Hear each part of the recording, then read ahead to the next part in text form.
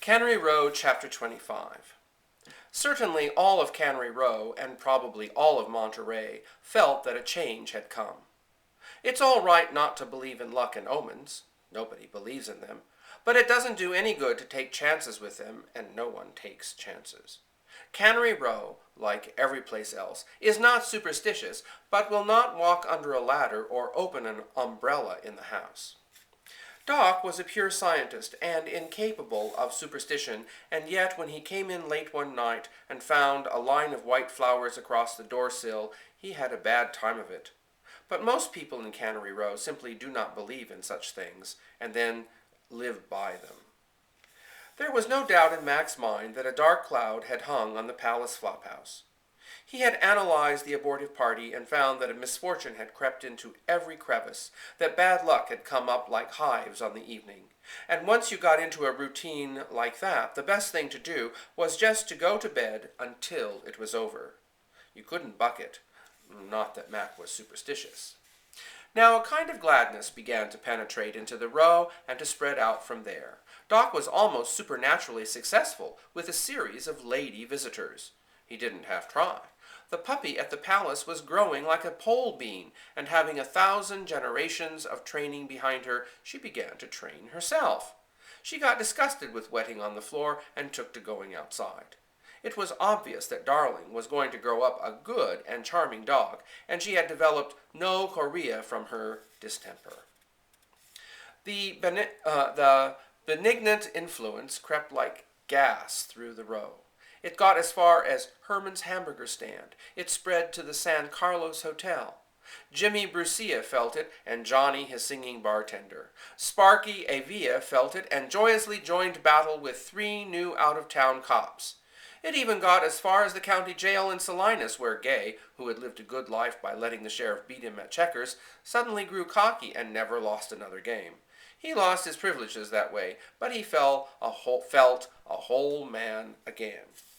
The sea lions felt it, and their barking took on a tone and a cadence that would have gladdened the heart of St. Francis. Little girls studying their catechism suddenly looked up and giggled for no reason at all. Perhaps some electrical finder could have been developed so delicate that it could have located the source of all this spreading joy and fortune. And triangulation might possibly have located it in the palace flophouse and grill. Certainly the palace was lousy with it. Mac and the boys were charged. Jones was seen to leap from his chair only to do a quick tap dance and sit down again. Hazel smiled vaguely at nothing at all. The joy was so general and so suffused that Mac had a hard time keeping it centered and aimed at its objective. Eddie, who had worked at La Ida pretty regularly and was accumulating a cellar of some promise. He no longer added beer to the whining jug. It gave a flat taste to the mixture, he said. Sam Malloy had planted morning glories to grow over the boiler. He had put out a little awning, and under it he and his wife often sat in the evening. She was crocheting a bedspread. The joy even got into the bear flag. Business was good. Phyllis May's leg was knitting nicely, and she was nearly ready to go to work again. Ava Flanagan got back from East St. Louis very glad to be back. It had been hot in East St. Louis, and it hadn't been as fine as she remembered it, but then she had been younger when she had had so much fun there. The knowledge or conviction about the party for Doc was no sudden thing. It did not burst out full-blown. People knew about it, but let it grow gradually, like a pupa in the cocoons of their imaginations. Mac was realistic about it. Last time we forced her, he told the boys. You can't never give a good party that way. You got to let her creep up on you. Well, when's it going to be? Jones asked impatiently. Oh, I don't know, said Mac. Is it going to be a surprise party? Hazel asked. It ought to. That's the best kind, said Mac. Darling brought him a tennis ball she had found, and he threw it out the door into the weeds. She bounced away after it. Hazel said, if we knew when was Doc's birthday, we could give him a birthday party. Mac's mouth was open. Hazel constantly surprised him. By God, Hazel, you got something, he cried. Yes, sir. If it was his birthday, there'd be presents. That's just the thing. All we got to find out is when it is. That ought to be easy, said Hughie. Why don't we ask him? Hell, said Mac, then he'd catch on. You ask a guy when is his birthday, and especially if you've already given him a party like we done, and he'll know what you want to know for. Maybe I'll just go over and smell around a little and not let on. I'll go with you, said Hazel. No, if two of us went, he might figure we were up to something.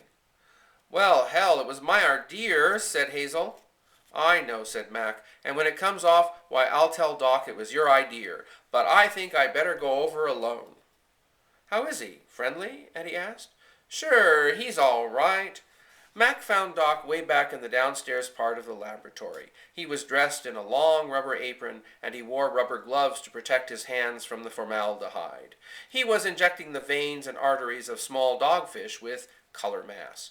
His little ball mill rolled over and over, mixing the blue mass. The red fluid was already in the pressure gun. Doc's fine hands worked precisely, slipping the needle into place and pressing the compressed air trigger that forced the color into the veins. He laid the finished fish in a neat pile. He would have to go over these again to put blue mass in the arteries. The dogfish made good dissection specimens. Hi, Doc, said Mac. Keeping pretty busy? Busy as I want, said Doc. How's the pup? Doing just fine. She would have died if it hadn't been for you. For a moment, a wave of caution went over Doc and then slipped off. Ordinarily, a compliment made him wary. He had been dealing with Mac for a long time, but the tone had nothing but gratefulness in it. He knew how Mac felt about the pup. How are things going up at the palace? Fine, Doc, just fine. We got 2 new chairs. I wish you'd come up and see us. It's pretty nice up there now. I will, said Doc. Eddie still bring back the jug? Sure, said Mac. He ain't putting beer in it no more, and I think the stuff is better. It's got more zip. It had plenty of zip before, said Doc. Mac waited patiently. Sooner or later, Doc was going to wade into it, and he was waiting.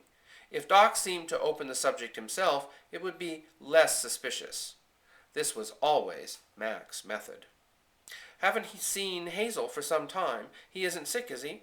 No, said Mac, and he opened the campaign. Hazel is all right. Him and Huey are having one hell of a battle. Been going on for a week, he chuckled.